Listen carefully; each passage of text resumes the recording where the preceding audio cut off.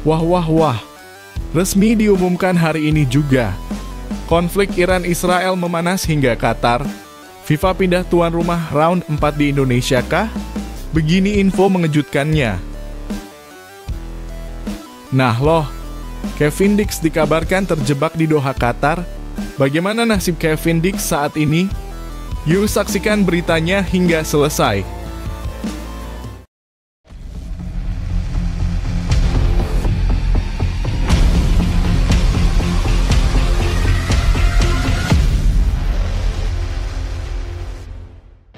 Mohon subscribe channel Timnasku Indonesia agar tidak ketinggalan informasi Timnas Indonesia.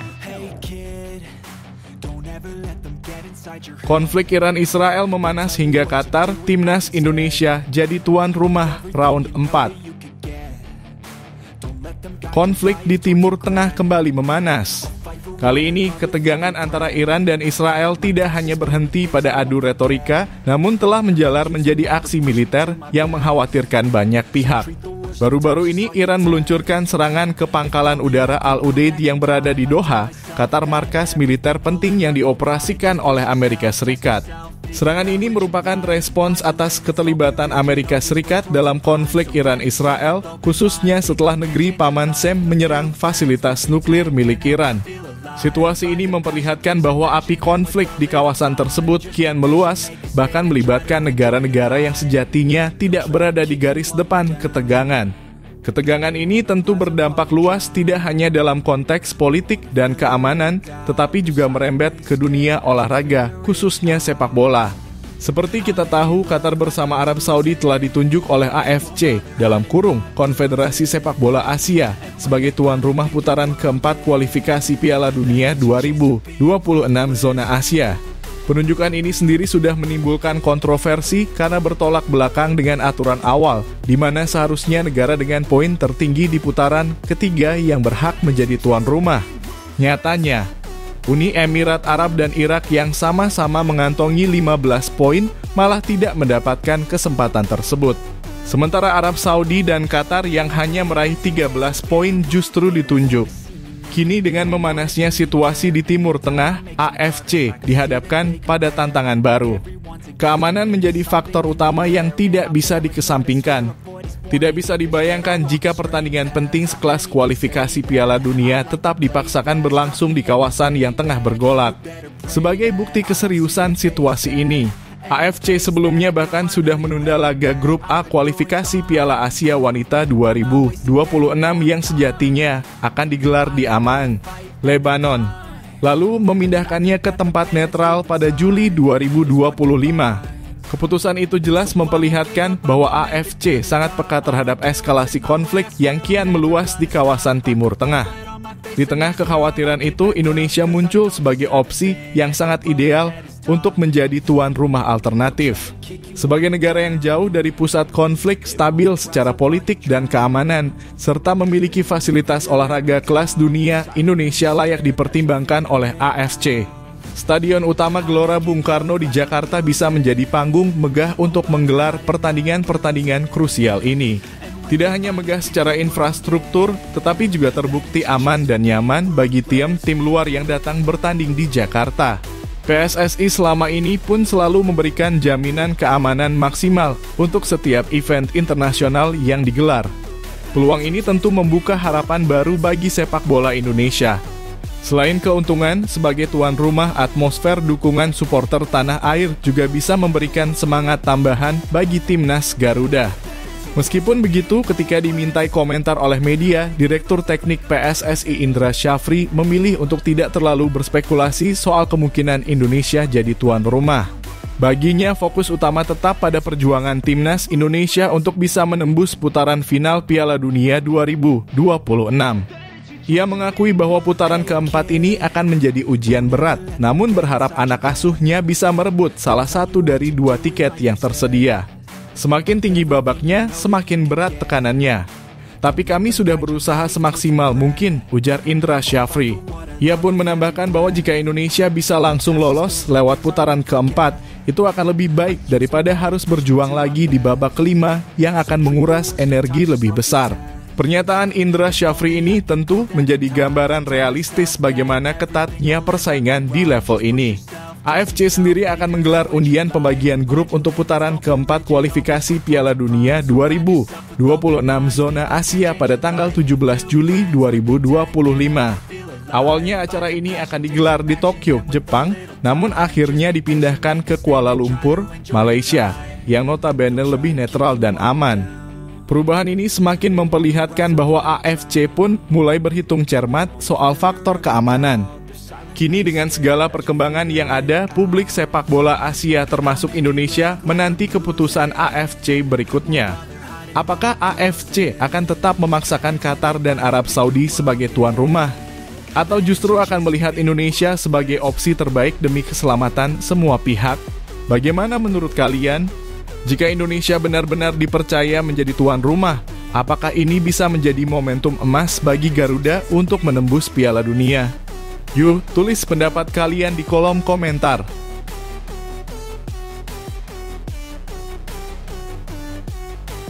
Timnas Indonesia target sapu bersih di setiap pertandingan Piala AFF U23. Panggung bergengsi sepak bola Asia Tenggara, Piala AFF U20 2025 akan segera digelar. Kali ini Indonesia mendapat kehormatan besar sebagai tuan rumah turnamen yang sangat dinantikan tersebut. Seluruh mata penggemar sepak bola tanah air kini tertuju ke skuad Garuda Muda yang membawa harapan besar untuk mengukir prestasi gemilang di hadapan publik sendiri. Tidak tanggung-tanggung, pelatih kepala Timnas Indonesia U23, Gerald Vandenburg, memasang target tinggi, sapu bersih seluruh pertandingan dan keluar sebagai juara. Indonesia tergabung dalam grup A bersama Malaysia, Filipina, dan Brunei Darussalam. Lawan pertama yang akan dihadapi adalah Brunei Darussalam pada 15 Juli 2025 di Stadion Utama Gelora Bung Karno, Jakarta. Di atas kertas, kekuatan Indonesia jelas lebih unggul. Namun seperti yang sering diingatkan oleh banyak pengamat dalam sepak bola, segala kemungkinan bisa terjadi. Inilah yang membuat Vandenburg menekankan pentingnya mentalitas juara dalam skuadnya. Target saya selalu sama, menang, tegas Vandenburg di hadapan awak media usai sesi latihan perdana. Bagi pelatih asal Belanda ini, menang bukan sekadar hasil akhir, tapi sebuah filosofi yang harus tertanam dalam setiap pemain dan seluruh staf. Ia tak mau ada mentalitas puas hanya dengan sekadar bermain baik atau menargetkan sekadar lolos grup. Bagi Vandenburg, setiap laga adalah final, setiap menit pertandingan harus dimainkan dengan semangat maksimal untuk menang. Untuk mewujudkan ambisi besar tersebut, Vandenburg menyusun program latihan yang intensif. Fokus utama diarahkan pada peningkatan kualitas fisik pemain, pematangan strategi permainan, serta membangun chemistry yang kuat di antara pemain. Baginya, hubungan harmonis antar pemain di dalam maupun luar lapangan akan menjadi kunci utama sukses Timnas Indonesia U23.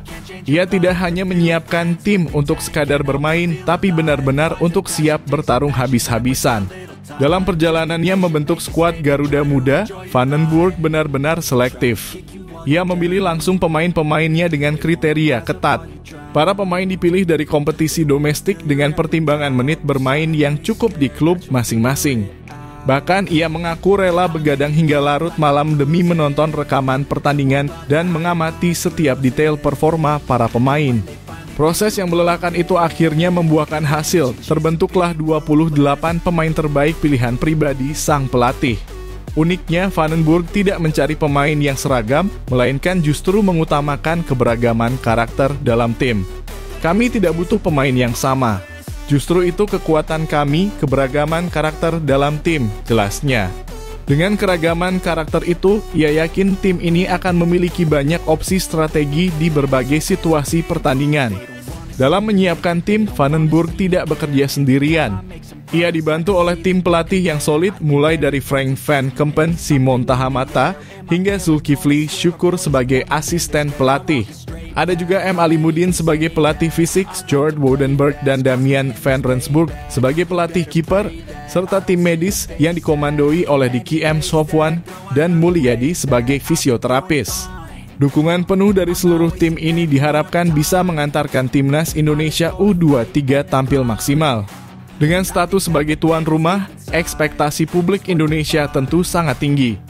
Dukungan penuh supporter merah putih di stadion maupun di seluruh penjuru negeri akan menjadi energi tambahan bagi para pemain muda Garuda. Semua berharap kali ini Indonesia bisa menghapus dahaga panjang akan gelar juara di level U23 Asia Tenggara. Bukan sekadar tampil sebagai kontestan, tapi benar-benar menguasai turnamen dari awal hingga akhir. Kini harapan sudah ditanamkan, semangat juang sedang dipupuk, dan kerja keras terus dilakukan. Bagaimana menurut kalian, apakah Garuda Muda bisa benar-benar menyapu bersih seluruh pertandingan di Piala AFF U23 2025? Apakah target juara kali ini realistis? Tulis pendapat kalian di kolom komentar. Dukungan dan kritik kalian sangat berarti untuk perjalanan Timnas Indonesia menuju podium juara.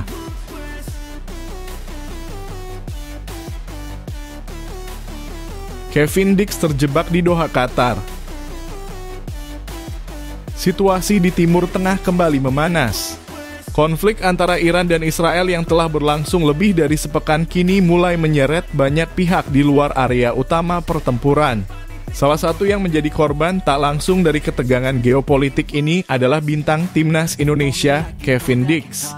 Pemain naturalisasi yang baru saja bergabung dengan klub Bundesliga Jerman, Borussia Mönchengladbach tersebut dilaporkan terjebak di Doha, Qatar akibat eskalasi konflik yang kian meruncing.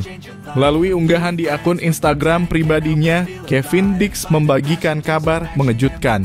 Ia mengaku mendengar suara ledakan yang diduga berasal dari serangan balasan Iran ke pangkalan udara Al-Udeid di Doha, markas penting Komando Angkatan Udara Amerika Serikat. Teman-teman, kami sekarang sedang berada di Doha dan baru saja mendengar ledakan dari tentara Iran. Akan saya beri kabar terbaru nanti, tulis Kevin di Instagram story miliknya. Unggahan itu sontak membuat para penggemar di Indonesia cemas dan berharap keselamatan bagi sang pemain andalan Garuda.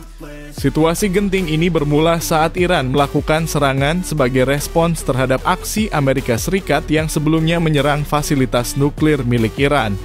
Akibat dari rentetan aksi militer ini, Qatar memutuskan untuk menutup wilayah udaranya demi alasan keamanan pada Senin 23 Juni 2025. Penutupan tersebut membuat seluruh penerbangan komersial dari dan menuju Doha lumpuh total. Banyak penumpang yang terpaksa tertahan di bandara, termasuk Kevin Dix.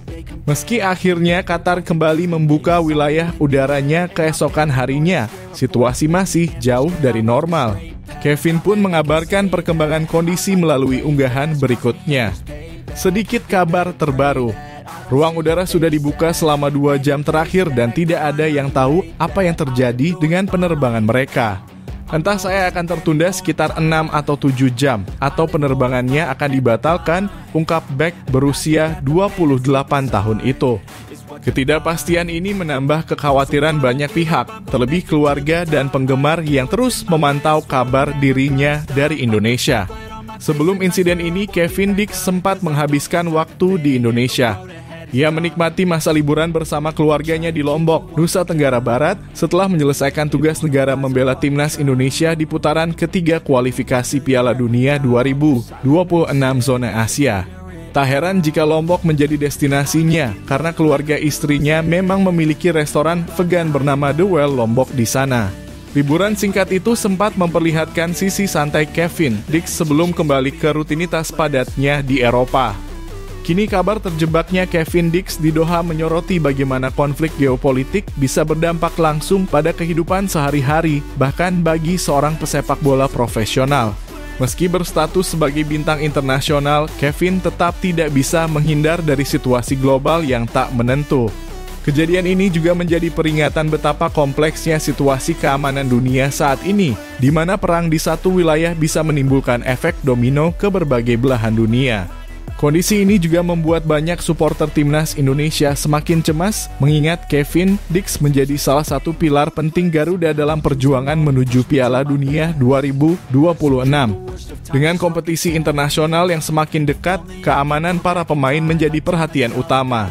Semua berharap Kevin bisa segera keluar dari situasi sulit ini dan kembali fokus mempersiapkan diri bersama rekan-rekannya di Timnas. Bagaimana menurut kalian? Apakah sebaiknya AFC dan FIFA mulai lebih serius mempertimbangkan keamanan pemain di tengah konflik global yang kian memanas? Dan apakah menurut kalian konflik seperti ini seharusnya bisa menjadi pertimbangan utama saat penunjukan tuan rumah event internasional? Yuk, tuliskan pendapat kalian di kolom komentar. Semakin banyak opini dari kalian, semakin seru diskusinya.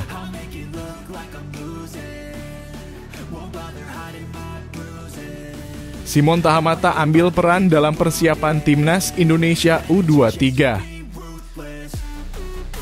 Persiapan Timnas Indonesia U23 menuju Piala AFF U20 2025 semakin menarik untuk dibahas. Selain karena Indonesia kali ini bertindak sebagai tuan rumah, kehadiran sosok-sosok kunci di balik layar membuat optimisme publik kian meningkat. Turnamen yang akan berlangsung pada Juli 2025 ini diselenggarakan di dua kota besar, Jakarta dan Bekasi. Di fase grup, Indonesia tergabung bersama Malaysia, Filipina, dan Brunei Darussalam dalam grup A. Tentu saja laga melawan Malaysia menjadi magnet utama, mengingat rivalitas panjang kedua negara yang selalu menyedot perhatian supporter. Namun bukan hanya lawan-lawan di grup yang menarik sorotan, kehadiran sosok Simon Tahamata justru menjadi topik hangat di kalangan pecinta sepak bola nasional. Meski bekerja di balik layar, peran Simon Tahamata dalam pembentukan Timnas U23 sangatlah krusial. Pria yang pernah menjabat sebagai pelatih Akademi Ajax Amsterdam ini kini berstatus sebagai kepala pemandu bakat Timnas Indonesia. Keterlibatannya menambah kekuatan di balik skuad Garuda Muda yang kini dinakodai oleh Gerald van den Burg. Gerald van den Burg sendiri sudah sejak awal menegaskan targetnya juara. Filosofi mentalitas menang yang dibawanya mendapat dukungan penuh dari Tahamata. Kolaborasi keduanya menciptakan sebuah kombinasi yang sangat ideal. Di satu sisi, Van den Burg dengan pendekatan taktis dan mentalitas kompetitifnya. Sementara di sisi lain, Tahamata membawa pengalaman panjang dalam pengembangan pemain muda dari salah satu akademi terbaik di dunia, Ajax Amsterdam. Kombinasi inilah yang jarang dimiliki Indonesia sebelumnya. Konfirmasi keterlibatan Tahamata pun disampaikan langsung oleh manajer Timnas Indonesia U23 Ahmed Zaki Iskandar. Ia mengakui bagaimana Tahamata terus memberi bimbingan penting, bukan hanya soal teknik permainan, tetapi juga membentuk karakter para pemain muda Indonesia. Karakter dalam kurung Gerald van den Burg sangat baik dan tentu saja ini juga dibantu sama Coach Simon Tahamata sekarang dalam rangka memberikan banyak bimbingan kepada para pemain kita, ujar Zaki kepada awak media. Ini menunjukkan bahwa pembinaan mental dan karakter pemain mendapat porsi yang sama pentingnya dengan kemampuan teknis di lapangan. Lebih lanjut, Zaki juga menegaskan bahwa sebagian besar pemain U23 yang kini dipersiapkan sudah berada di fase semi dewasa dalam karier mereka. Mereka bukan lagi pemain mentah, namun sudah memiliki pengalaman di kompetisi profesional seperti Liga 1 maupun Liga 2. Dengan adaptasi yang singkat, yakni 3 minggu pemusatan latihan, diharapkan chemistry antar pemain bisa cepat terbangun berkat bimbingan langsung dari Van den Burg dan Tahamata. Kolaborasi dua pelatih yang sama-sama memiliki akar kuat dari sepak bola Belanda ini pun memberikan harapan baru bagi pengembangan sepak bola usia muda di Indonesia.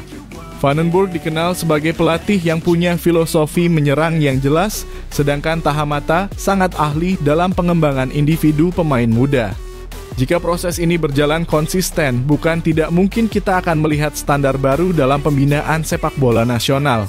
Sesuatu yang selama ini selalu kita impikan.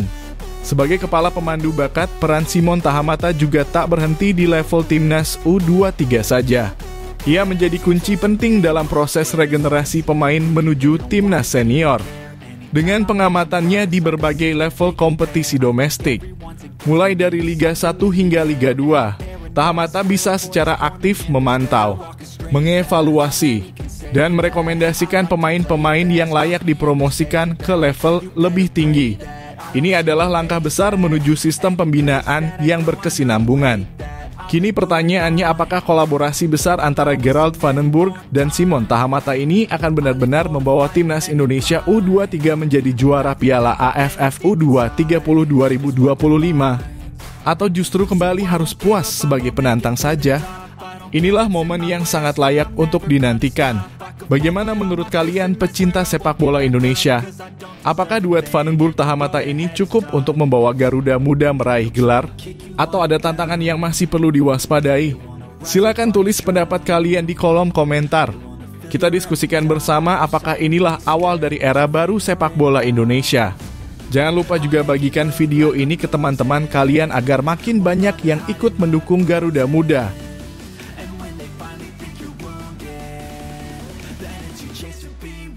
Irak putuskan mundur dari Piala Raja 2025. Keputusan mengejutkan datang dari timnas Irak. Di luar dugaan banyak pihak, Irak memilih mundur dari ajang bergengsi Piala Raja 2025 yang akan digelar di Thailand pada bulan September mendatang. Padahal turnamen tahunan ini sejatinya bisa menjadi bagian penting dari persiapan mereka menuju babak keempat kualifikasi Piala Dunia 2026 zona Asia.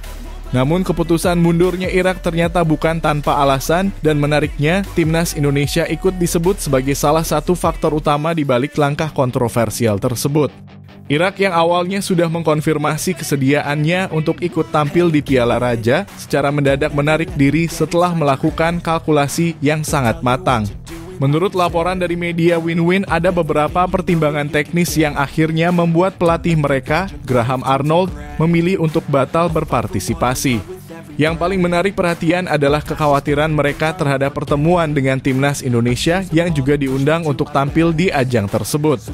Irak tampaknya tidak ingin rencana taktis mereka terbaca oleh rival-rival kuat, terutama oleh skuad Garuda yang bisa saja menjadi lawan mereka di putaran keempat nanti. Keputusan ini cukup mengejutkan mengingat secara logika, ajang seperti Piala Raja justru bisa menjadi sarana uji coba yang sangat bermanfaat untuk mengasah kesiapan tim. Apalagi lawan-lawan yang diundang pun bukan tim-tim lemah. Namun bagi Irak, potensi kerugian justru lebih besar dibandingkan keuntungannya. Dengan menghadapi tim-tim seperti Indonesia, Oman, atau bahkan Arab Saudi, peluang strategi mereka terbaca semakin besar. Graham Arnold tampaknya sangat sadar bahwa saat ini timnas Indonesia terus mengalami perkembangan pesat di bawah asuhan pelatih-pelatih berpengalaman dari Eropa. Dan tentunya setiap laga melawan Indonesia bisa menjadi ajang pengintaian strategi secara langsung. Lebih jauh, Graham Arnold juga menyoroti risiko cedera yang bisa menimpa para pemain kuncinya. Irak kini tengah mengandalkan beberapa pemain penting seperti Aiman Hussein, Zidane Iqbal, serta kiper andalan Jalal Hasan. Jika para pemain ini mengalami cedera di Piala Raja, jelas akan merugikan persiapan mereka jelang kualifikasi Piala Dunia yang sesungguhnya. Pengalaman di edisi 2023 lalu mungkin menjadi pembelajaran penting bagi Irak, di mana saat itu mereka menjalani Piala Raja sebagai bagian dari persiapan menghadapi timnas Indonesia di putaran kedua, yang pada akhirnya berujung dengan kemenangan telak 5-1 untuk Irak. Selain masalah teknis dan risiko cedera, faktor cuaca juga menjadi salah satu alasan logis di balik keputusan mundur ini. Thailand yang beriklim tropis dinilai kurang ideal sebagai tempat pemusatan latihan jika dibandingkan dengan kondisi cuaca di Arab Saudi atau Qatar, lokasi di mana babak keempat kualifikasi akan digelar. Oleh karena itu, Graham Arnold lebih memilih fokus mempersiapkan tim di Basra, Irak, bahkan kemungkinan akan mengundang Uni Emirat Arab sebagai sparring partner yang level kompetisinya lebih sesuai. Melihat situasi ini, banyak pengamat justru menilai bahwa keputusan Irak mundur dari Piala Raja menunjukkan rasa waspada, bahkan bisa dikatakan sedikit takut dengan perkembangan pesat timnas Indonesia. Hal ini menjadi sinyal positif bahwa kekuatan Indonesia di mata lawan kini tidak lagi dianggap enteng. Dulu mungkin banyak tim besar yang memandang remeh Indonesia, namun sekarang mereka mulai berhati-hati, bahkan menghindari laga uji coba langsung demi menyembunyikan strategi masing-masing. Sekarang pertanyaannya, apakah keputusan Irak mundur dari Piala Raja karena takut berhadapan dengan Indonesia memang bisa dibenarkan? Ataukah ini justru menunjukkan bahwa kini Indonesia sudah benar-benar diperhitungkan di level Asia? Bagaimana menurut kalian para pecinta sepak bola tanah air? Apakah ini bukti bahwa perkembangan timnas kita mulai diakui secara internasional? Silakan tulis pendapat kalian di kolom komentar dan jangan lupa bagikan video ini ke teman-teman kalian agar makin banyak yang ikut berdiskusi. Mari kita kawal terus perkembangan Garuda menuju panggung dunia.